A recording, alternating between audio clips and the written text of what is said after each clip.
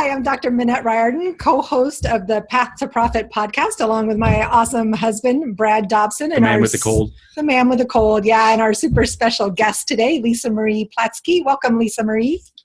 Hello, Minette and Brad. It's a pleasure to be here. Thanks. Yeah, super excited to have you. So we're going to start with our quote, as we always do. And I actually found this one on your Facebook page, on the Upside Thinking Facebook page. You always have the coolest quotes. And so I want to encourage, if you're listening, to go check out Upside Thinking on Facebook. Success is a choice, a promise that you make to yourself to keep moving forward. Elizabeth, and I'm going to say your name wrong probably, but Bourgray, don't know if it's somebody you know or something that just got thrown up on Facebook by your team.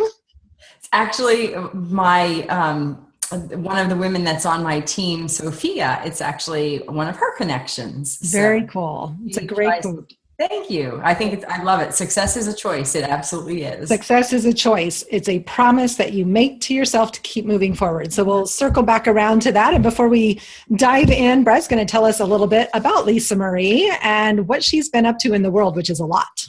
Cool. She is the CEO of Upside Thinking. I love that name, Upside Thinking Incorporated. Lisa Marie Platske creates high-performing leaders, coaching women in business from around the globe. An award-winning leadership expert and #1 best-selling author, she uses her law enforcement journey to share what exceptional leaders do differently to seize untapped opportunities. Why connection is the new currency. That's the Seth Godin thing, right? I think. Yeah. And how to position yourself as a standout expert in your industry. The founder of Design Your Destiny Live. She lives in Alexandria, Virginia, along with her loving and supportive husband, Jim, and their 2 pet foxes. Yes. What's up with that? Tell us about the foxes. We have to ask. I love foxes. My foxes, obviously they should be wild animals. And I live in an area that is near, it's a Holmes River run. And so it's near parkland. And so it's common to see deer, it's common to see raccoon, foxes, but I have these 2 foxes that come literally through the yard up to the front door, and they sleep under our tree, and it's as if, we don't feed them or anything like that, but even I go out and feed the birds, and when they're underneath the tree and wandering around, my birds aren't even afraid of them. Like, it's as if they're part of the family, and if they're my pets. And so that's what I call them. And I literally at the front door, I've taken pictures, and I'll go out there and I'll do little clicking noises, and I'm fascinated. Names. I want to hear names. So I know I don't have any names. No. It's dangerous to name them. That's exactly right. That's exactly it. My mother-in-law named the pet deer that came to the house, and then when they didn't make it through the season, it was like heartbreaking. Yeah, my stepdad always used to tell a crazy story about a turkey when he was growing up. He lived on a farm in Kansas, and how the turkey that they were supposedly fattening up for Thanksgiving would come and stand at the window in the dining room and stare in the window at everybody. That turkey lived a very long life. Right. Our turkey. But enough about turkeys and foxes. I would love for you to share a little bit about your personal journey. And I know a little bit about your story from law enforcement to becoming this amazing, really internationally and globally recognized motivational and inspirational speaker, especially to women in leadership. So tell us a little bit about your journey and how you got to where you are now. Well, thank you. Thank you. I'm still amazed to this day anytime people use the words law enforcement and me, because even though it was part of my journey, it's just, even how I got there is kind of crazy. But, I majored in criminal justice, and I really wanted to change the world. And I thought that law enforcement was a great place to be able to do that. And there wasn't anybody in my family who had done that, but it just seemed like a really good fit for me. And so I think that what amazes me is, much like the things in business, I said yes without really fully understanding what that meant. I don't know if you've ever done that, but that's Manette. Just jump in feet first. How hard can it be? I know, but that's exactly it. I'm like, this is, I didn't even process it. I remember when they handed me the gun and the badge, I was like, oh my gosh, this is like for real. This is like, but that's the greatest part about life. And so I worked there on the piers in New York and in various areas in law enforcement, and did that for a little over a decade, taught at the Federal Law Enforcement Training Center post 9/11. Loved what I did, but had been dating at the time. And that's, the crazy part of the story was because that's really what led me to open my business.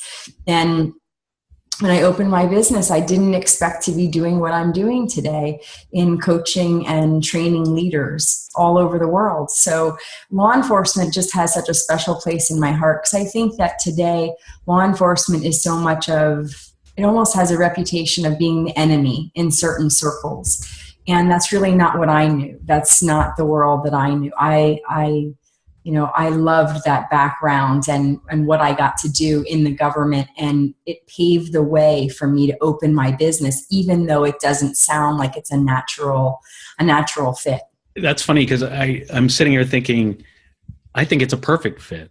You do? Well, I view folks in law enforcement to a large extent as leaders in the community.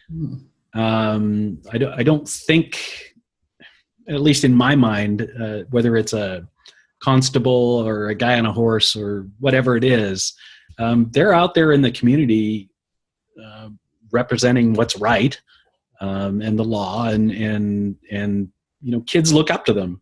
So for me, I think that's naturally a leadership type of position. So it seems like it was a good transition for you. It was a great transition, and it's beautiful to hear you say that, because it is one of the for me, that's how I looked at it. I remember there was a gentleman, Trooper Rossi, and he used to come to school, and he had his state police uniform, and there was just such a sense of presence. And it's one of the things that I say now in leadership is that there's 5 pieces that are taught when you're making the decision to use force in law enforcement. And the first one is officer presence. It's the way you look, it's the way you stand, it's how you communicate without ever even saying a word. And I think that great leaders in the world do that. They do that in a way that comes incredibly naturally, that their presence alone speaks volumes. And then from there, it's verbal commands. And verbal commands are the things that are, through the words that are used to communicate. So for me, there were many pieces that just seemed incredibly natural. However, it's like in any industry, when you have 1 or 2 situations or more, and out of the millions of little decisions that get made, in today's media, things are they're blown up, and you see a lot more of that. And I'm not saying that there aren't bad things that have happened or go on, but I feel for me that I really do look at it as being a great place for leaders to, for me to have learned leadership and the things that are associated with leadership. Yeah, stress management and quick actions. And so I'm curious about this concept of making decisions. And I know it's probably something that you work on with your coaching clients, and certainly as a business owner yourself, the ability to make decisions is an empowering part of being a leader. So how do you coach people through that, or what are some of your beliefs around decision making?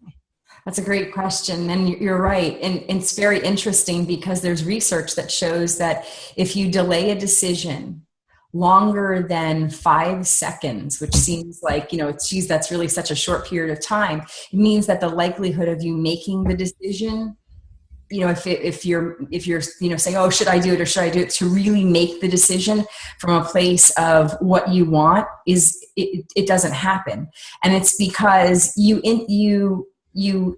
intuitively know, through, we can go into this neuroscience of it, but your body tells you what it is a good decision for you. And if you're in alignment with that, the rhythm of the heart, which actually sends more messages to the brain than the brain to the heart, and is great for problem solving and is exceptional for, memory and, when you pay attention to that, it's not that you're making this split second decision because you absolutely have to make the decision because it's life or death. It's because your body is telling you, yes, this is good for me. No, this is not good for me. And when you pay attention to that, making good decisions is a lot easier. I think what happens is too many people delay, and they want to create all of these lists of, is it good for me? Is it not good for me? And then they get a lot of input from others that says, what do you think about this? What do you think? And that's based on other people's values and their, what's important to them. So, for me, when I'm asking somebody, when I'm looking at decisions and whether somebody comes to me and says, should I do this or shouldn't I do this? It's really more about asking them more questions about how it is that they're, internally feeling about something, as well as based on the things that are their biggest drivers in their life. And so for me, that when you make decisions from that place, you always end up where you want to be and not where somebody else who loves you wants you to be. Yeah. I see so many clients struggle with getting too much input from Right. too many different places, and then they fail to listen to themselves when truly the answer is within. But what about people like me who sometimes struggle with self-esteem and self-confidence? And it's funny, if I just sort of step out of that one some days and put on my leadership hat and my self-confidence hat, and those decisions, They're so much easier. They never take 5 seconds, right? I just right. It's just go and but I think you brought up some of our clients, and certainly we've seen it within ourselves, but we see it with our clients as well, is that I think lack of self-confidence might be the inverse of leadership. Well, but I think, Brad, you bring up something that's great, which is that everybody, when you get to if you get to use the title leader, it doesn't mean that you don't struggle with self-confidence. It doesn't mean great that point. you know what I mean, that you ever, feel. There's plenty of times, and that's where I think having a trusted advisor, a mentor, a great coach, someone on your team, which is the reason why, when you mention having clients having a lot of input, if a client has one source of input that's great, somebody who really, really knows them well, that's very different than having 5 or 6 or 7 different voices in your head. And so there's plenty of times where I'm feeling like, am I capable of making this decision? Is this the thing? So it's not like it always comes, just because I know what to do doesn't mean I always do it. Right. And so for me, on those times when I struggle, I just know that I've built an incredible advisory board of, and I trust the coaches that I've hired, and I trust the people that have my back. And rather than me making this, sending it out to my 10 top closest friends for, a check the box for which one you think, and having 10 different answers, I know that there's somebody who really knows me on those days when I'm struggling to remember who I am. And I think that's really what self-confidence is struggling to remember the leader that you really are. That's all it is. Yeah, I love that. That's such a great definition of confidence. And I'd love to dive a little bit deeper into the concept of trust. Brad and I were out for a walk this morning, and it was a topic that was coming up about I'm very trusting. He's not as trusting. And so how do you how do you see the role of trust in leadership playing out? Ooh, you know what? I love that you brought this up, because this was the thing for me when 9/11 happened, was that, looking at the world from the place of people are friendly and it's a safe space and everything is conspiring for my greatest good, to people are evil, bad things will always happen, and most likely they'll happen to people that I love. I mean, those are really, it's a very, very different place. And so trust coming from a place, learning how to trust, learning first to forgive and then to trust that the world is a safe space and that everything happens in divine timing and for my greatest good. That for me has been an important part of me being able to be what I consider to be not just any leader, but a leader that's worth following. And I don't think that trust is something that is this magical, that you mentioned, Minette, that it comes easy to you, and Brad, maybe just a little bit less, and for me, I think that's when we go back to success as a choice. For me, what I have discovered on my journey is that when I choose that, I get what I expect. If that makes sense. Yeah. For the small times that people do disappoint me in inherently not being what I thought, or something not being thought, because I trust that the world is designed for my greatest good, I know that something good also will come out of that experience. And so that's the part for me that really upside thinking is all about, is that's what I'm, that's the expectation that I have and what I speak to with clients. But I think that trust is something that, when you've experienced it and it's not been a pretty place. I grew up in a household where, domestic violence we didn't use that term back then. I called the police every week. And so trusting others, and then going into law enforcement where, you trusted your team in blue, but you didn't necessarily trust the outside world. That's been something that as a leader, I've had to really learn.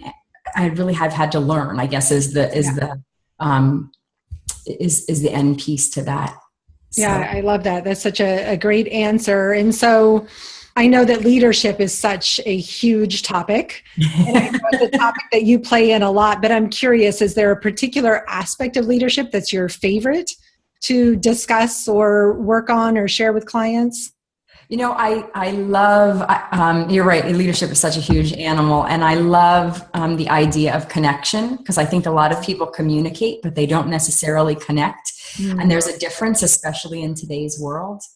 And then of course the topic of positioning, which is, which ties into that, what to say, who to say it to, when to say it, why it matters, all of that. I think, positioning is so critical to being the kind of leader that others need in today's world. I think the world is hurting, and they need the world needs great leaders.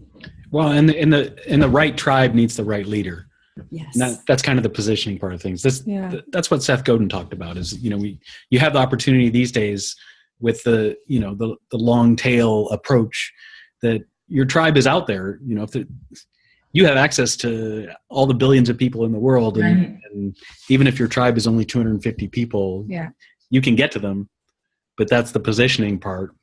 Right. If they can't hear you, if they can't see you, it doesn't make a difference if they need you. Right. So, and you have to connect to them. Yeah. So would you just unpack that a little bit more for us when you say positioning, for especially people that are maybe newer in business that might be listening to the podcast? When you say positioning, what does that mean? So positioning is actually a term that was coined in 1969 by a man, Jack Trout. And he started to look at products and organizations and why some were positioned well and why others weren't. Meaning, how do you get to be number one in the marketplace, or the one that's followed? And so in 1981, he did some research with his partner, Al Reese, and they actually wrote a book called Positioning, A Battle for the Mind. Yeah. And that's how they define positioning, is an organized system to open the window of the mind. That's the technical, description of what positioning is.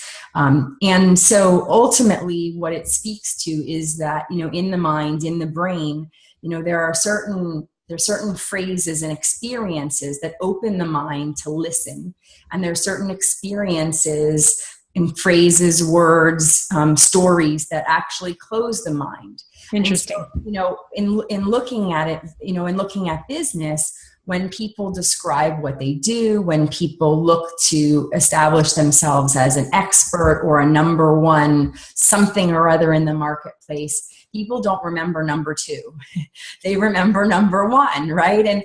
And when we describe, if we use certain phrases to describe different, if you think safety in vehicles, there's certain cars that, brands that come up as being ones where, most people will say Volvo, Yep. it's what's established, right? And so they've positioned that particular space in the marketplace.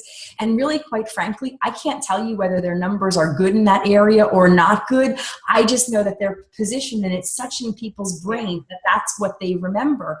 And there are many, many businesses that do this incredibly well in one particular arena. And so positioning is really, I describe it in the way of, you have to know what to say, who to say it to, when to say it, how to say it, in order to be seen, heard, and recognized, so that people can hire you. And, once again, as Brad talked about, be the tribe, that you're called to lead. Right. And without positioning, then you can have an amazing message. You can have an incredible experience for people, but you're not positioned to be able to attract those people. And so they miss out, you miss out, the world misses out, you know. I think it's a sad thing. Yeah, it is. There's a cool subplot to this. I love that you brought up Volvo. So we're all about, or a big part of what we do is trying to put great content out there. And we tell our clients, how important it is to give away a lot of their best stuff. Mm-hmm. And Volvo is a prime example of that. They patented the 3-point seatbelt that you use every day in your car. They gave away the rights to that for free to the world. Arguably their best stuff. I mean, they make great cars, but they gave that away for free. Every car that we see on the street has that seatbelt. Mm. But excuse me, bless you. In effect, they positioned themselves in the minds of people. Well, that's one of the ways they did. Yeah, as cool. In the safety space. So right. Yeah, that's a great example. That's the subplot. It is great example of giving away a lot of your best stuff to position yourself as a leader in the space, whatever the space is. Yeah, it's funny. The whole Volvo thing is, so when I owned my parenting magazine, they were one of our advertisers for a while. And what I always loved about Volvo was also the way that they positioned who they serve. So not only were they known for safety, but their target market was moms with kids, right? Family. So everything about them, they're such a great example of marketing and branding, and then the leadership piece as well. But so thinking about so many of the women that I know that are, especially the ones who are still newer in business, when it comes to positioning, they hear that little inner critic voice going, oh, but I can't brag. It's not okay to talk about myself. I can't do that. It's all those little thoughts that women have running through their heads about not being good enough, right? And especially about not being selfish, egotistical, or speaking up too loudly, right? So how do you circle around that in a positive way? So it ties in everything we've talked about: connection, about self-confidence and leadership and positioning into this beautiful little package, right? And I think you're 100% right. We even bring in trust. Yeah. So, and the part that comes up for me is that you're right. Don't brag, that's arrogant. Nice girls don't, they're quiet. They don't talk real loud about themselves. You'll get noticed. People will find you. All of these crazy messages that are put out there. And, what I really envision is that, what that is it's like being in the tunnel of downside thinking. Right. And so, my business is upside thinking. Yeah. And so when you're in the tunnel of downside thinking, you believe all of those messages, and you believe that those messages are true. And when you look at, real research about what's out there about, what people need, and you're able to look at the things that you provide, your expertise, in believing that there's a great need out there is really the truth to come from. Mm-hmm. So for me, if I was to believe that, leadership is something that has been spoken about since Aristotle, millions of people who continue at this moment to write books on leadership, and that my take on leadership and how I look at leadership isn't needed, because it's already been done there, it's already out there, then I'd probably be, we wouldn't be having this conversation. That's for sure. Yeah. Right. And, and life would look very different for me. So, it's easy to say that you can say, okay, well, sure. You know what? Sure. Lisa Marie, that sounds really easy. And so when I look at when I have conversations with a client and I ask them, so what is it that you do? And we identify, what their accomplishments are, what their story is, what their gifts are, what their calling is, all of those pieces. And there's really 7 areas of positioning that I'll look at and then say, so what is the reason that you want to do this? What's your reason? And when people have a big enough why to understand that this is their calling and that the world truly misses out and trusting that, then it's not about bragging and it's not about standing on your high horse and it's not about, claiming that you're the greatest whatever in the world. It's simply recognizing that you're doing a disservice to all the people who need you by not sharing what it is that you have and the gifts that you've been given. My story, my unique story in leadership, coming from law enforcement, being the kid who should have been a statistic and not a success, all of those things, it may not be for everybody, but there are my people that's exactly what they need. And, much like you in your business, I know the clients that you've worked for that have gotten amazing stratospheric results. And they've gotten it because you're the right leader for them. Right. So, to sit back and go, well, you know what, there's lots of entrepreneurs opening up businesses, or there's lots of people, or I'm new. That's just a story that you can rewrite at this moment in time, right? Yeah, I love that. And so, one of our mutual mentors always talks about positioning and still showing your humanity as well. And so I think that's a little bit about what you're talking about when you come from that big why and from that place of that the world is missing out if you don't share your gifts. It's such a beautiful place to be. And it's no matter how big the why is, it has to be big for us, right? It doesn't have to mean that you're serving tens of millions of people. Right. I think that's a place where people get stuck in leadership, that they think leader means being at the forefront of, hundreds of thousands of people. And like Brad said, your tribe could be 250 people. So This is not a numbers game, right? This is really a belief and a vision game is what I think I hear you saying. Yes. Yeah. And I think that's brilliant to say because Minette, you know what? I thought that was my big vision when I opened my business. I had this goal that I wanted to speak on every continent and that I wanted to go out and I was going to do speaking. And I had a conversation with a woman who was at the time, so I had my business 11 years ago. I had a conversation with a woman who was one of the top paid female speakers at the time who did keynotes that wasn't a celebrity. And she made $20,000 a keynote, which 11 years ago was a lot. It was really a lot. It was very significant. And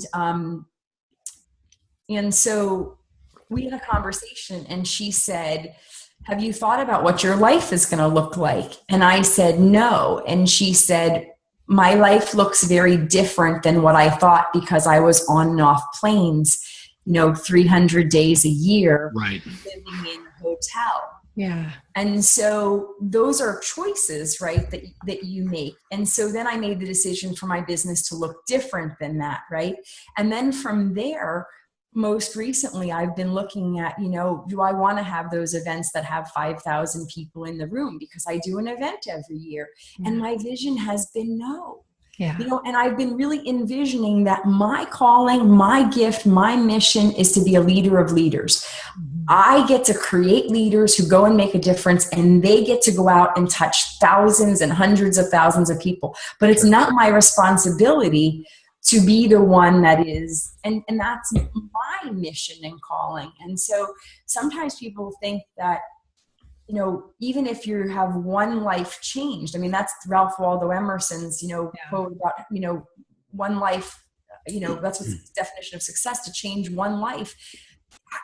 People get hung up, you're right, on the numbers game. And, it's not about that. It's really about, to me, it's about the difference that you make. And that's leadership is influence, nothing more and nothing less. No influence. I love that. Leadership is influence, nothing more and nothing less. And I think that clarity around what it is that you want to create is so powerful. And so thank you for being willing to share that, there's not this, that your big why is not to go out there and touch tens of millions, but that to touch the leader who's going to go touch tens of millions. Right. It's so clear about where your space is. And we talk about this a lot as well. And we can see we're happy with the size of our events. We want them to grow a little bit.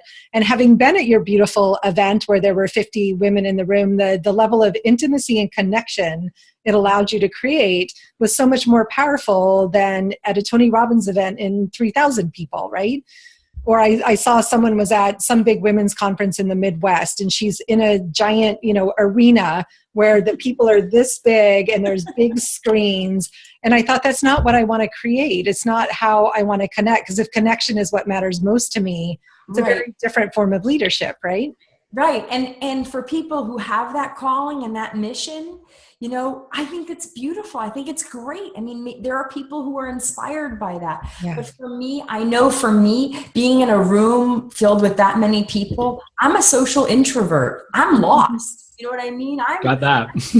You know what I mean? That scares the bejesus out of me. Yeah. And then, being able to put that on myself, the amount of energy that would require, oh my gosh, Yeah.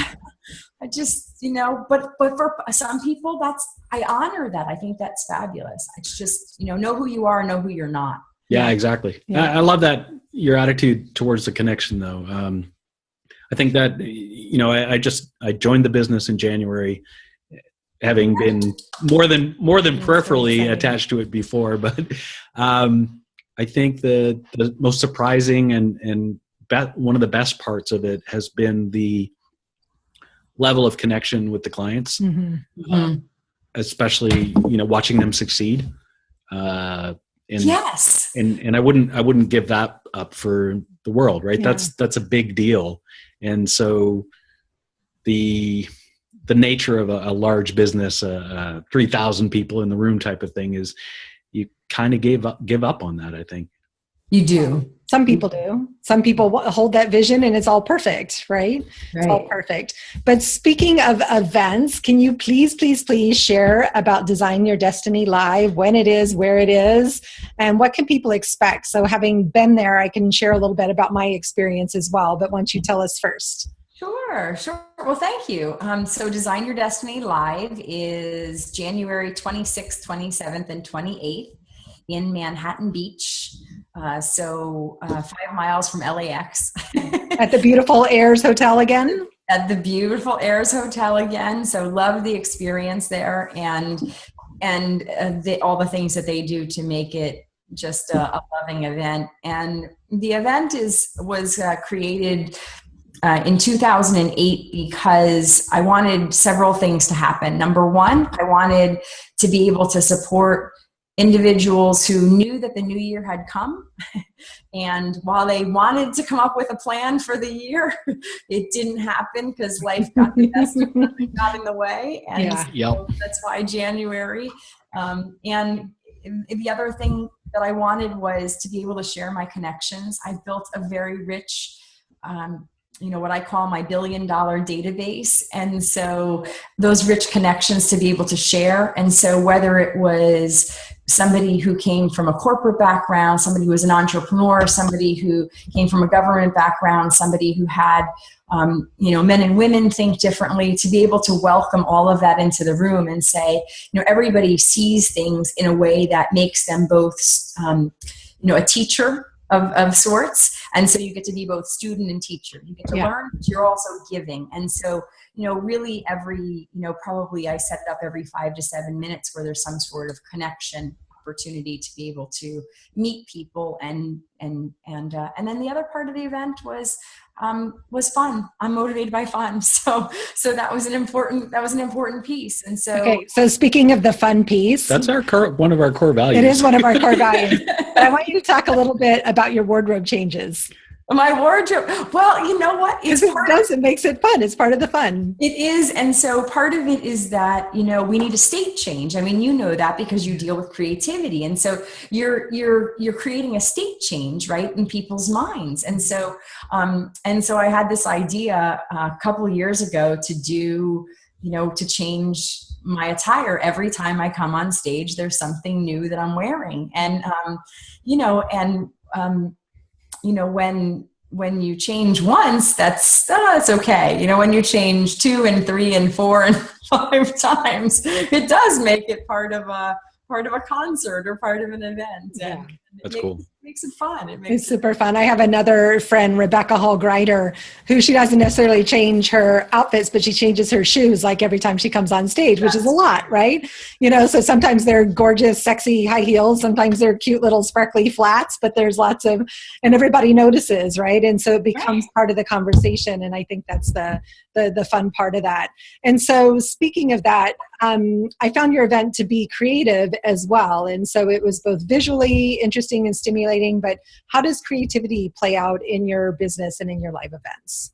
Well, it's funny to hear you say that because I always thought creativity was like the beautiful pictures that I'm looking at behind you that you painted. And so I always thought, you had to be really great at art, which I was not in school. Or at least my grades didn't show that. And I thought you had to be, great at, that was really there were certain formal ways of defining creativity. And so for me, what I have really learned is that creativity in my business is whenever there's sort of that break, that pattern pattern interrupts. Yeah. That allows me to say, oh my gosh, can I do something differently? Can I see things differently? Mm-hmm. And so for me, it shows up in a lot of ways. It shows up through prayer. It shows up through mindfulness. It shows up through music. And I prefer to generally work in quiet, but I find that if I put some music on, even if it's just for one song, it's amazing how then I can be working on curriculum and new ideas, spark and happen. It's fast. I mean, just 5 minutes. Sometimes it involves, walking around my house, and, right. Going out and feeding the birds. So I found that, in using these pattern interrupts, they spark creativity in a way that allows my business to flourish. Yeah. And then creativity for me, I have found that it's not just drawing, it's writing. Mm-hmm. It's through writing articles or through writing in my journal or I'm fascinated by just the simple things that, or the simple forms that creativity takes, because like I said, I was not the kid who brought home the art projects that really anybody would have wanted to hang. Writing definitely falls into the creative headline. Definitely. Yeah, definitely. So where can people find out more about Design Your Destiny Live? Design Your Destiny Live. They can find more about it on the website, www.design, DESIGN, your, YOUR, Destiny, DESTINY, and then live, LIVE.com. Yeah. Isn't that terrible when you have to think and pause about how to spell it?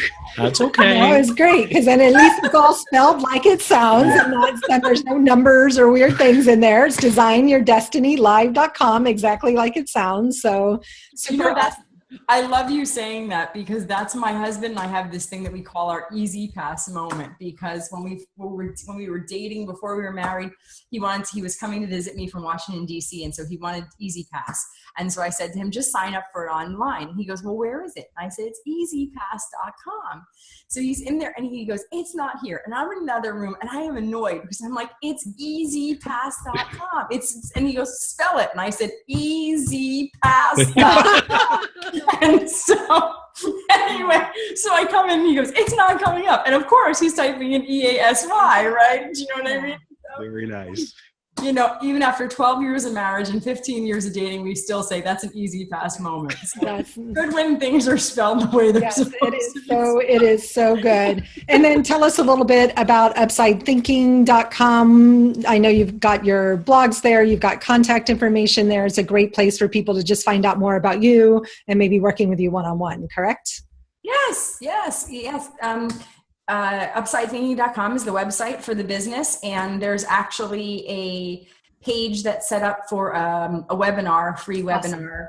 Great. That, if you go to upsidethinking.com and then it's /shortcuts -to TO, not you don't have to spell it.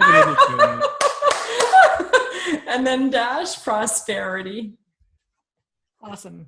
-webinar. So that's upsidethinking.com /shortcuts-to-prosperity-webinar. So I love it. And we will put that link in the show notes. And my brother is unexpectedly walking up to the front door. So Brad's trying to stop him from ringing the doorbell and walking in the front door shouting, hello. So well, that's okay. We'd all welcome him. We would definitely welcome him. It's Halloween time. So, there's lots of trading of coats and jackets and fun things going on for Halloween this evening. Very good. Lisa Marie, thank you so much for your time today. I know how busy you are and how much you travel and are on the road. It's been just a pleasure to have this conversation. What I'm taking away, leadership is influence, nothing more, nothing less. Well, and I will tell you, I'm not going to take that quote. That's actually a John Maxwell quote. And okay. So I want to make sure you give credit where credit is due. So. I appreciate that. I have one more question. I want to start a new tradition. Okay. We're going to try this anyways. Okay. So favorite new book or suggested reading in the space that not like fiction or something. Why not? Summer beach reads? No. Something about leadership or a favorite or new, because those are two different things. Well, you can go with whatever's on your mind recently for the best thing you read recently. I just picked up a new book that I haven't read, so I don't know, but I'm envisioning it's going to be good. It's on the Enneagram. Oh, cool. And I've flipped through it, and it seems to be one of the most comprehensive. And it's The Road to You, and I think it looks really interesting. And so, since it's something that I've been using with clients, I've been exploring what does this look like. My favorite book on leadership is Leadership and Self-Deception. It is good one. Such a fantastic book. You've read it, and no, I haven't. I just like the title. Yeah, it's just to me, it's about all of the things the stories that people tell them. It's based on research. It's actually it was put together by the Gallup neat. Institute. And so, it's fascinating. They have this great story of this, of this guy who, he has a young baby, and his wife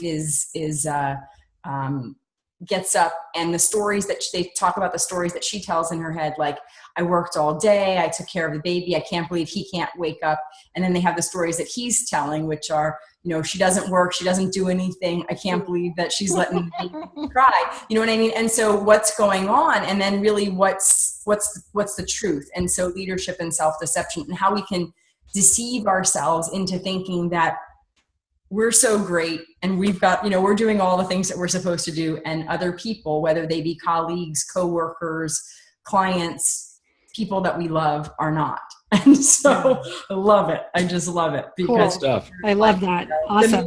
The mirror. So great. Okay. It's a fun thing to add. He'll add it to the show notes for other people to see about, just change things up all the time. Got to keep it fun and interesting. Are we done? I think we're done. This was fun, Lisa Marie.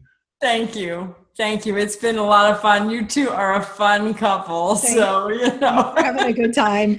So I'm Dr. Minette Riordan. My husband, Brad Dobson. We're the co-host of Path to Profit podcast and founders of the Path to Profit Academy. You can find out more about us online at path2profitacademy.com. And we're not going to spell that.